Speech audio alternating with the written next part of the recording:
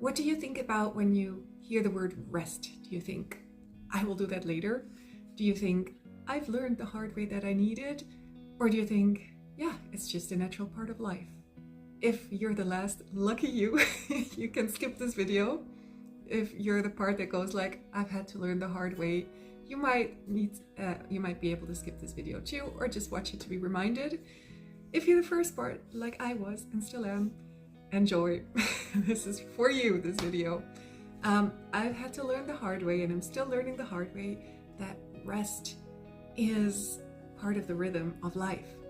Just like music, without rest, there's no rhythm. So in our lives as well, we need to have rest. And I know this sounds really cheesy and really easy perhaps to do in theory, but in practice, if you love productivity, if you love to feel purposeful, if you love being on a roll and don't want to interrupt it to get some rest, then you know how hard it is to actually do it.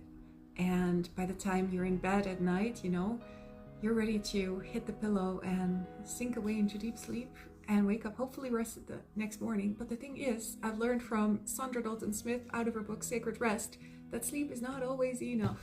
And well, also a little bit from my own experience, because to be honest, I have had a burnout, a severe one, which was triggered and exacerbated by long COVID or post-COVID syndrome.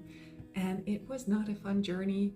And I've learned along the way that rest is everything. Of course, there's healthy food, there's rhythms, there's a lot to it, but taking rest in a way that is productive is key. And what does productive rest actually mean? Because rest is not always sleep, like I said, it can also be more than just scrolling or hanging on the couch or watching a Netflix movie, which sometimes is perfect, but to have rest structurally, daily, preferably, means something different, perhaps every day. Sometimes it can mean taking a walk in the park. Sometimes it can mean calling a friend or meeting up with someone. Sometimes it can mean indeed watching a Netflix movie or reading a book. Sometimes it can mean praying. This is a Christian life coaching video, so that's what I'm going to talk about here. I'm going to talk about God, and this is what I learned throughout this, what I like to call my healing period, that rest with God is everything. God rest really replenishes. Just like when you have a real healthy meal versus junk food, with junk food you feel hungry again in a little while, and with a real meal you feel fulfilled. And it's the same with God. Spending time with God, resting with God, abiding in His presence, which means simply being in His presence, focusing on Him, thinking of Him, praying to Him, worshiping Him in your mind or with music. That's real rest, I've come to learn. And that is the rest that heals and restores and replenishes and lasts, at least until the next moment of rest. And just like we don't just go to the gym once and go like, okay, I'm done, I have a great body now. No, we have to keep going and have consistency. And it's unfortunately the same thing with rest, just like with sleep. We need it every single day. We're not created to just do. We're created to be, and from there, do.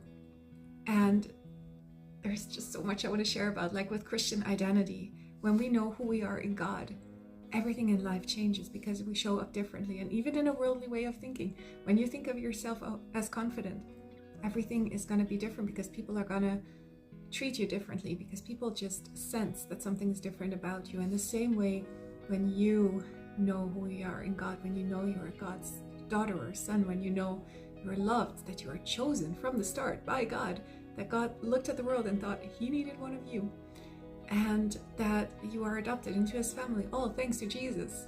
Wow, I mean, that's who we really are. And when we live from that identity, instead of perhaps the old identity, which is based on thoughts like, I'm not enough, fill in the blank, I'm not good enough, I'm not smart enough, I'm not pretty enough, I'm not this or that enough. That is an identity that we have to break off every single day sometimes.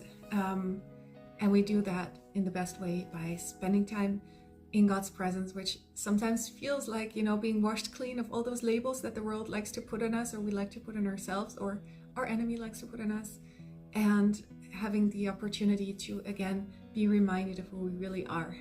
And again, living from that identity also brings real rest. That's what I want to share with you today.